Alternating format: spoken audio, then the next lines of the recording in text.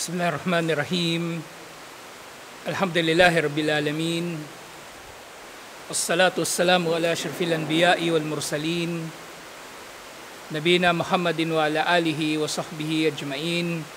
Assalamualaikum warahmatullahi wabarakatuh. So yun insyaAllah, at tinatalakay na nga natin yung zakah. Ngayon insyaAllah, al-babu thani, Chapter 2 ng Kitabuz Zakah, fi zakati dhahabi wal fidda, tungkol sa zakah sa ginto at silver. At syempre, itong zakah na ito sa ginto at silver, hindi lang ito applicable sa mismong ginto o silver na nasa pag-aari mo, kundi yung value o halaga ng ginto at silver sa halaga nito sa pera, sa currency na meron sa lugar ninyo. At sa halaga nito, kumbaga, yung pera na meron ka ay matutukoy kung umabot na ba sa nisab, at ganyan din yung iba pang bagay, katulad halimbawa ng value ng mga paninda. So ganito kahalaga na maunawaan ng tao, inshallah, ang tungkol sa ginto at silver. Ano yan, kape? Kaya kabahan ako eh. So natalakay natin nung nakaraan, so ito na nga yung pangunahin, inshallah, na kumbaga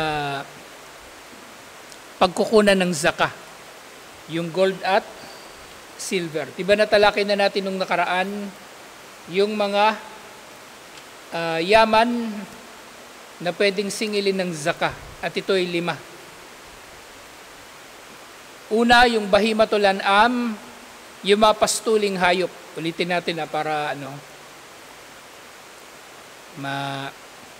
makabisado natin. Bahimatul an'am, ibig sabihin yung mga hayop na pinapastol.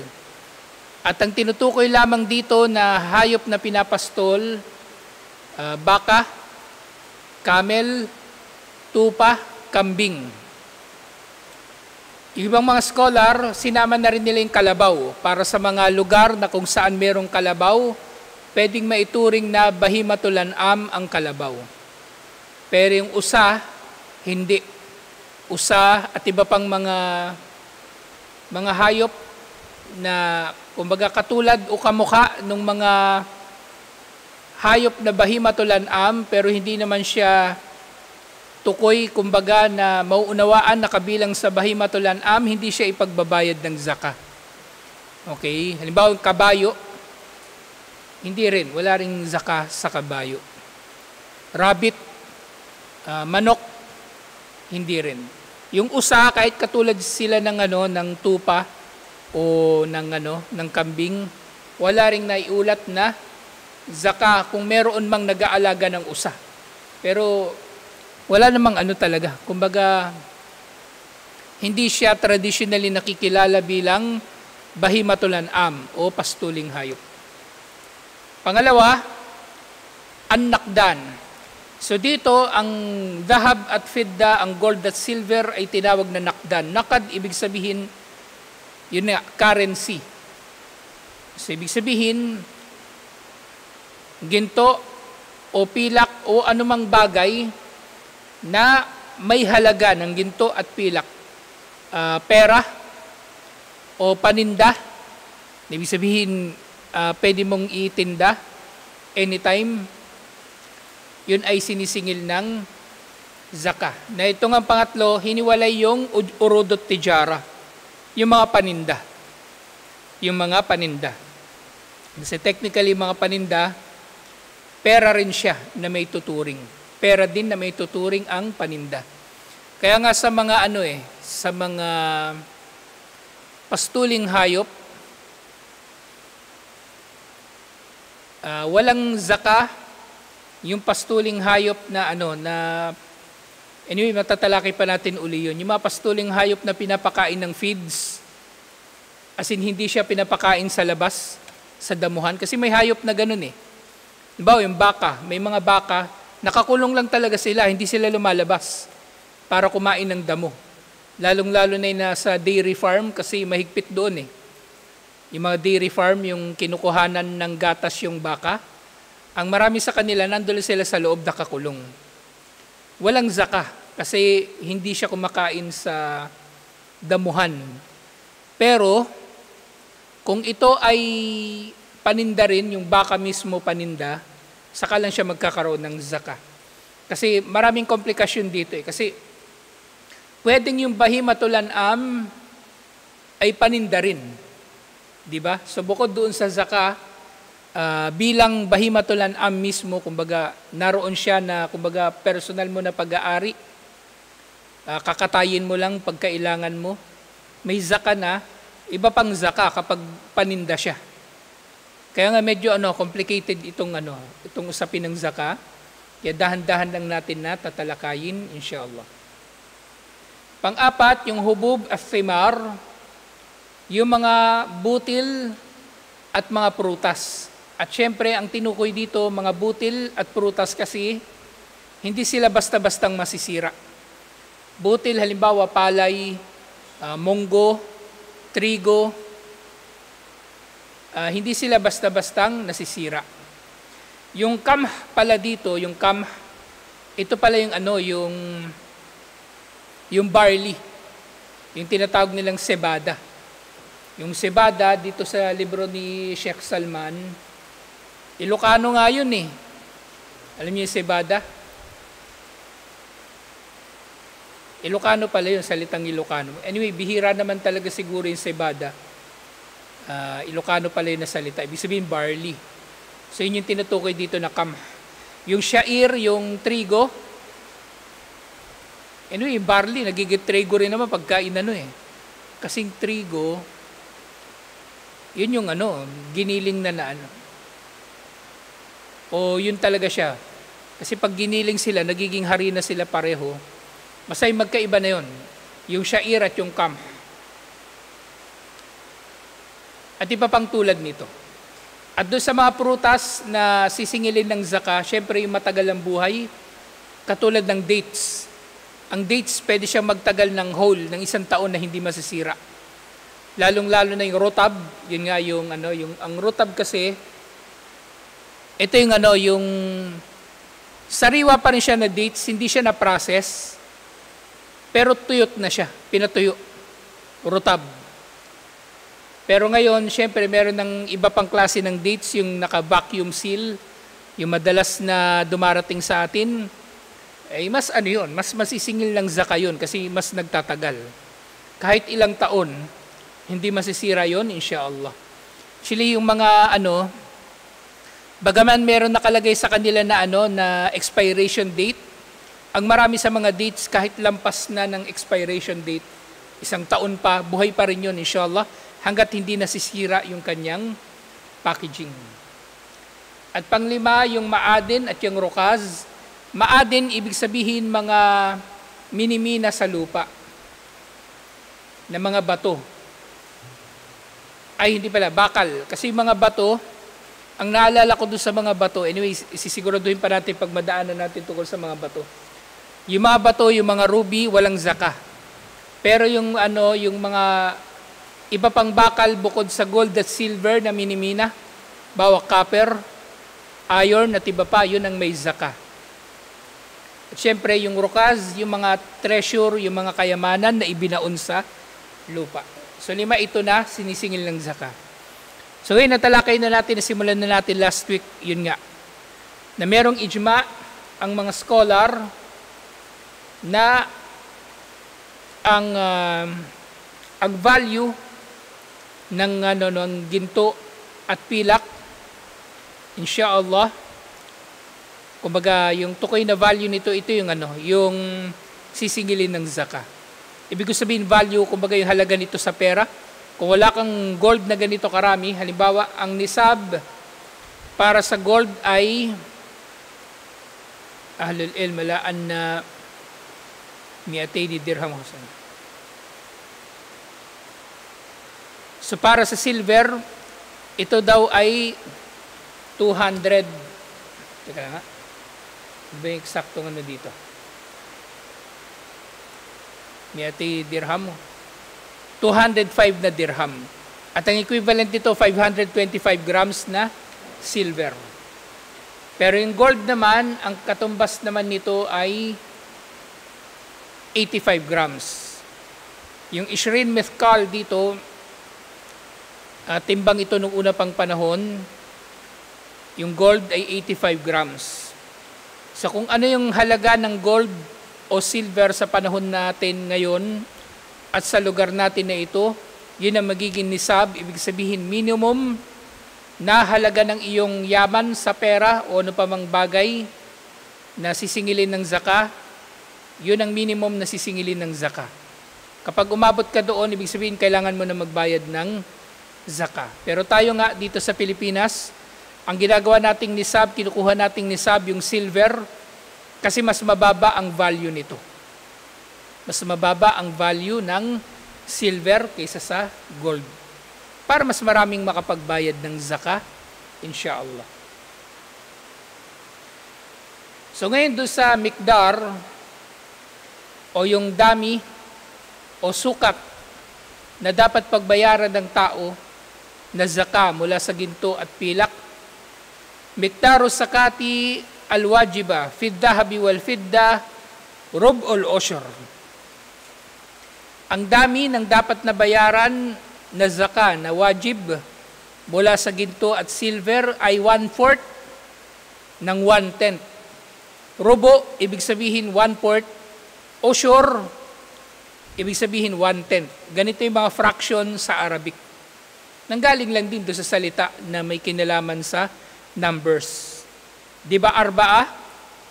4. Pero pag fraction 1/4, rubo ang tawag doon. Ang 10, ano? Asyara. Pero ang 1/10 ay ushur. So paano itong 1/4 ng 1/10? Ha? Ano yung halaga nito? Yung 1/4 ng 1/10. Kung sa percentage ano? Kalahati ng 1/10. Teka ha, sige, balik, simplify pa natin. Ano ang 1/10 ng 100? 10. Oh. Ano ang 1/4 ng 10? 2. 1/4 ng 10, 2? Ha? 2.5. 2.5 pa rin. Yun din yung nisab ng zaka.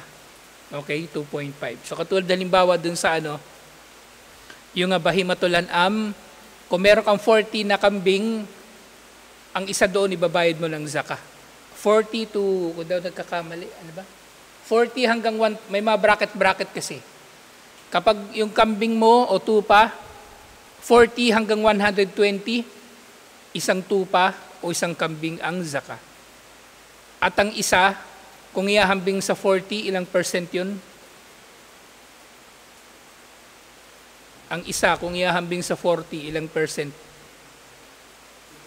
2.5 pa rin. 2.5 pa rin.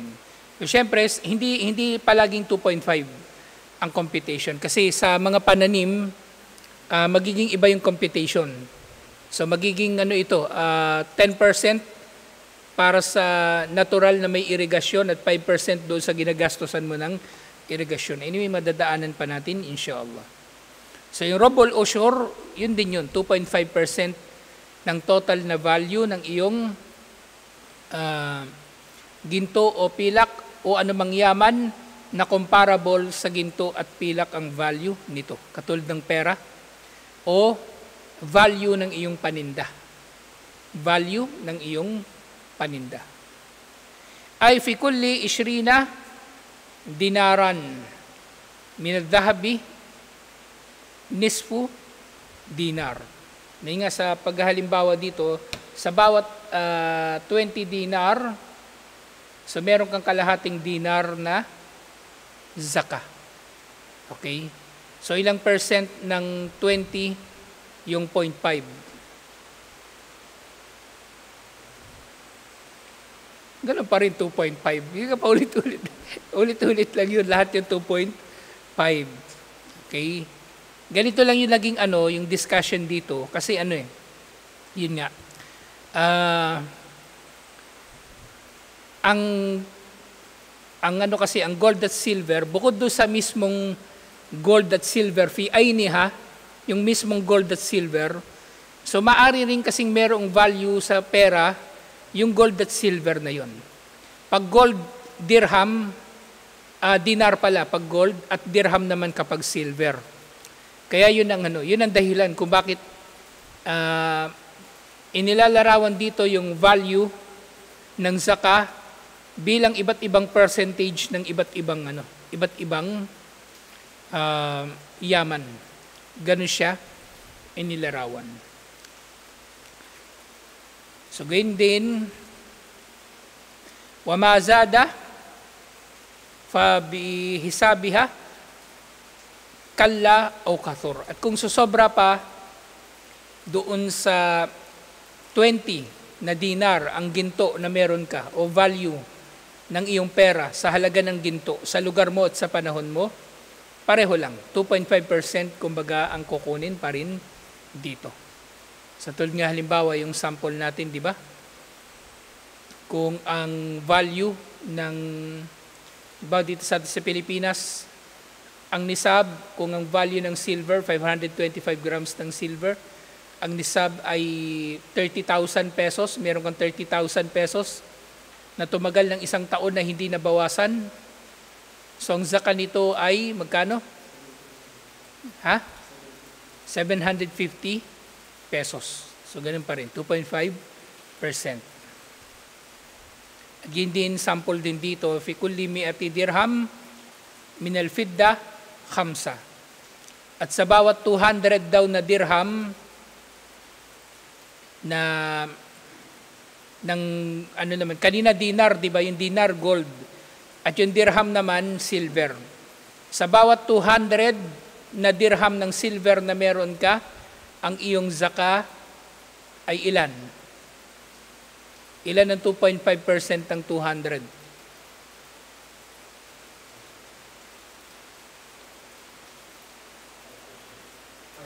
5. So 5 dirham ang zakah ng 200 dirham. Katulad kanina, 0.5 dinar ang zakah ng 20 dinar. Lahat ng ito umiikot lang din dun sa 2.5. Wa ma zada fa bihisabihi. At anumang susobra rito, ganun din, inshallah. Applicable pa rin yung 2.5%.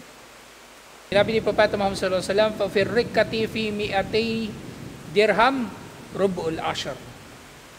Na sa bawat rikka, at yung rikka na tinutukoy dito, ito daw yung fidda bil darahim.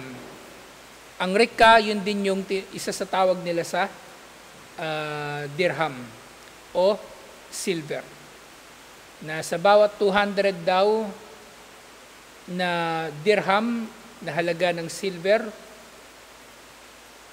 ang zakah pa rin nito ay 2.5%. 2.5% na zakah. Yung pa rin, yung rubu'u al-ushur. Walaysa alayka shay'un ya'ni fi dhahabi hatta yakunu laka 20 dinaran. So yung sinasabi na wala ka namang zakah kanina wala kang zakah sa silver hanggat hindi ito umaabot ng 200 dirham. Yun yung isa sa mga sukatan nila noon ng nisab ng gold. Ng silver pala. Pero sa gold naman, wala kang zakah kung hindi ka aabot ng 20 na dinar ang iyong pag-aari. Ngayon ganito, kasi di ba nababanggit dito yung gold at silver? Kung yung pag-aari mo gold talaga, as in gold talaga, meron kang 20 na dinar na value ng gold, yun mismo kukunan ng zakah sa halaga ng gold. Kung meron ka namang silver talaga, value din ng silver. Ibig sabihin, magkahiwalay sila na sisingilin. Pero kung pera lang ang meron ka, ito para malinaw din, pera lang ang meron ka, Ang magiging nisab mo kung ano yung mas mababa ang value sa dalawa. Either gold o silver. At syempre, mas madalas na mas mahal ang gold kaysa sa silver, kaya yung silver ang gagamitin nating nisab para sa ating pera. Yung nga, kaya nagiging sample natin yung 30,000 mo na pera. Ngayon nga, فَإِذَا كَانَ لَكَ 20 dinaran, وَحَالَ عَلَيْهِ الْهَوْلُ فَفِيهَا نِصْفُ مِثْقَالٍ. Kung meron kang 20 na dinar at umabot ito ng isang taon, ang halaga nito ay kalahati na mithqal. Kung kalahati nung 0.5 na dinar ng halaga ng gold na yon. Walima jaa anin Nabi sallallahu alaihi wasallam min annahu kana ya'khudhu min kulli 20 mithqalan nisfu mithqal. Si Propeta Muhammad sallallahu alaihi wasallam, hadith ito na iniulat ni Ibn Majah, sa kada 20 na dinar daw o 20 na mithqal, kumukuha siya ng kalahating dinar o kalahating mithqal. Alhamdulillah. Ngayon sa mga kondisyon sa pagbabayad ng zaka para sa ginto at pilak. So mula rito sa diskusyon na ito, kada uri ng yaman na pwedeng singilin ng zaka, may kanya-kanyang kondisyon. Intindihan nyo, di ba 5 yun? 5 yung pwedeng singilin ng zaka. Una, yung bahimatul an'am, may sarili itong kondisyon. Yung mga pastuling hayop, may sariling kondisyon. Ang gold at silver, may sariling kondisyon. Ang mga paninda, may sariling kondisyon. Ang mga butil at bunga, may sariling kondisyon. At ang mga minimina at mga treasure, mga kayamanan, may sarili rin itong mga kondisyon. Kaya ngayon, inshallah, ang kondisyon sa zaka na sisingilin sa gold at silver. Yushtarat li wujubi zakati fi dhahabi wal fiddati asyurutut taliya. So merong dalawang kondisyon na tinukoy para sa zaka ng gold at silver. Kasi may kanya-kanyang kondisyon yung 5 na yun.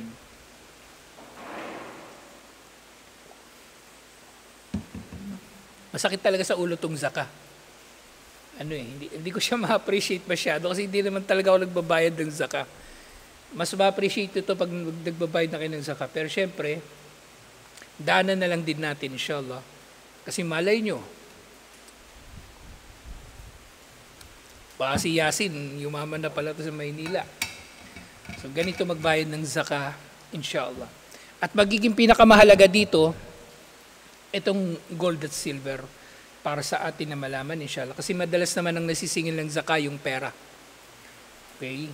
Pero pag si Manong, umabot ng 4 na po yung kanyang tupa at kambing, inshallah, maniningil talaga tayo ng zaka rin sa kanya, inshallah. Sa dalawang kondisyon, una, bulugon nisab. Ang nisab pa rin ang pangunahin sa mga kondisyon. At pangalawa, yung bakiyatu syurutul amma. Ang iba pang mga kondisyon na natukoy, katulad ng iba pang mga kondisyon sa iba pang mga gawaing pagsamba. Na Muslim dapat ang magbabayad, dapat malaya siya, kasing alipin hindi obligado magbayad ng zaka, at iba pang katulad nito.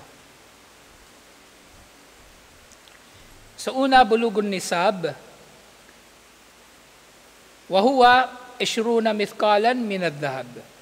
Sa nga yung silver, yung gold ay 20 mithqal, pero ngayon naunawaan natin, ito 85 grams. Ayon sa hadith na iniulat ni Ali radhiyallahu anhu,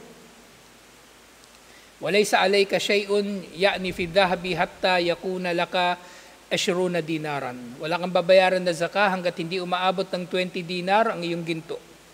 Fa idza kana laka 20 dinar wa hala alayhi al-hawl fa fiha nisfu mithqal. At kung meron kang 20 dinar na ginto at umabot na ito ng 1 taon nang hindi ito nababawasan, merong 0.5 na dinar ang babayaran mo rito bilang zakah.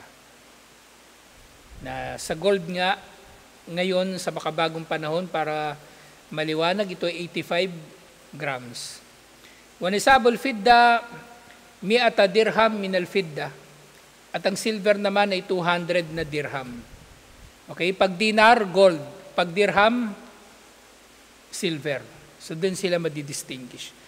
Pero wag kayo malilito kasi merong mga bansa ngayon, di ba may mga currency, yung mga bansa ngayon, tawag sa currency nila dinar. Halimbawa sa Kuwait, dinar, yung tawag sa currency nila. Hindi ibig sabihin na yung dinar nila ngayon ay katumbas ng dinar noon. Hindi. Magkapangalan lang sila.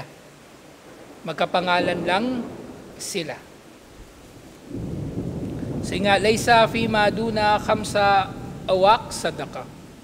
So dito nga sa panghadith na kung hindi aabot sa khamsa awaq o 5 awqiya ang iyong silver, wala kang babayaran na sadaqa. Ang tinutukoy dito, zaka pa rin. Wal awqiya 40 dirhaman. At ang katumbas daw ng awqiya ay 40 na dirham. So dito nanggaling yung 200 na dirham. 5 awqiya. Ang awqiya, 40 dirham times 5, ilan? 200. So doon siya nanggaling. Fakamsu awaq tusawi 100 dirham. So 5 awqiya, ang katumbas nito ay 200 dirham. At hindi sa panghadith, iniulat naman ni Imam al-Bukhari, yung katulad din kanina. O fir rikkati, rubul ashar. Sa bawat rikka, ito ay merong 2.5% na zaka. Fa in lam takun illa tis'ina wa mi'a, falaysa fiha shay'un illa ayyasha'a rabbuha. Na kung ikaw ay meron lamang na 190 na dirham, ilan yung nisab ng silver? 200, di ba? Eh kung 190 lang meron ka, wala kang babayaran na zaka. So nalinaw din ito mismo sa hadith nito. Wa kadaj ma'al ulama ala anna nisabul fidda khamsa awaq wa nisabul dhahab 20 mithqalan. Ito na nga yung napagkaisahan ng mga scholar. Ang gold ay 85 grams at ang silver ay 525 grams. Ngayon sa mga shurut dito, hindi na binanggit yung whole, yung isang taon, kasi ano na yun shurutul amma. At ito na yung pangalawa. Nabibilang yung whole doon sa shurutul amma, yung pangkalahatan. Ibig sabihin, sa lahat ng 5 na yon, pastuling hayop, gold at silver, paninda, yung ano yung pang-4? Yung mga yung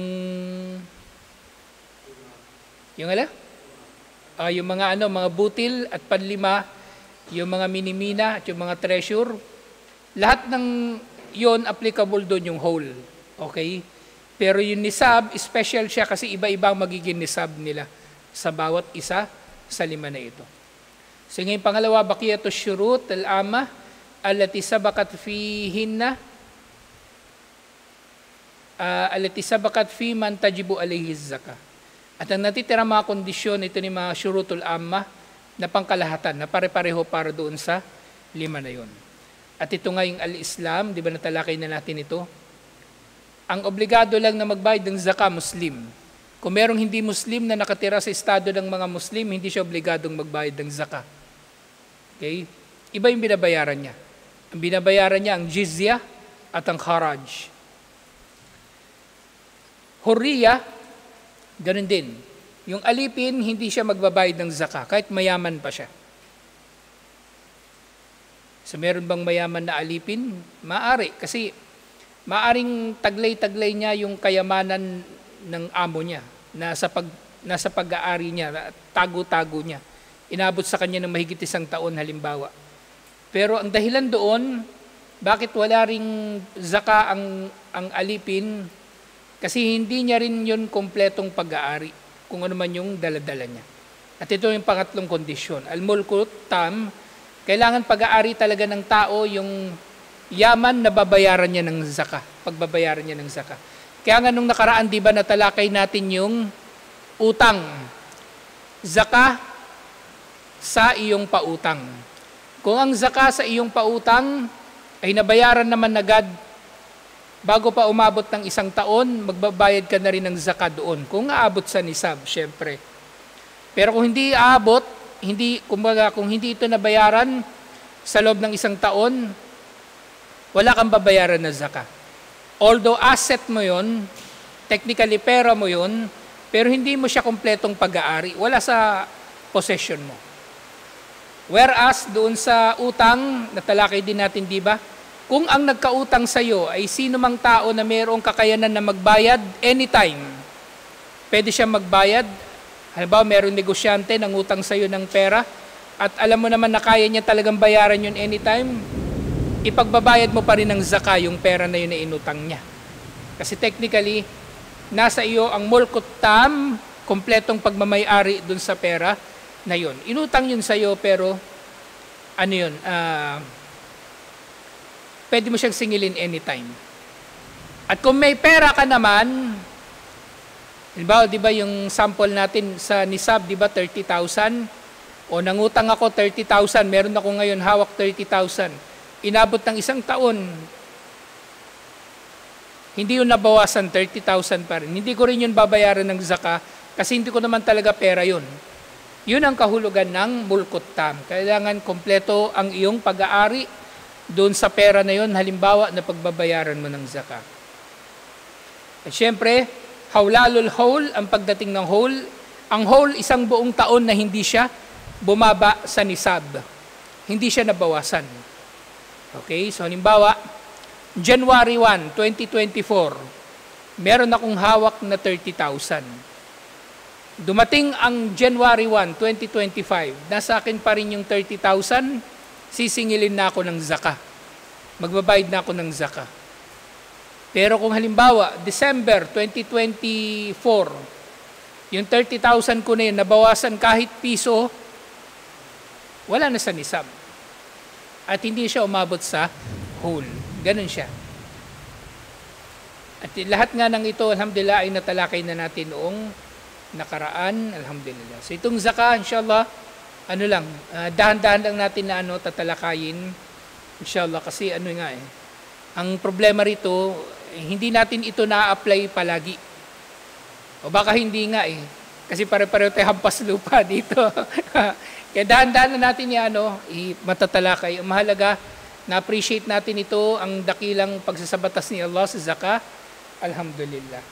So, anyway, konti lang naman yung talakayin dito, kasi tutuloy pa natin yung iba pang mga usapin dito, inshallah. So, hanggang dito na lang. Assalamualaikum warahmatullahi wabarakatuh.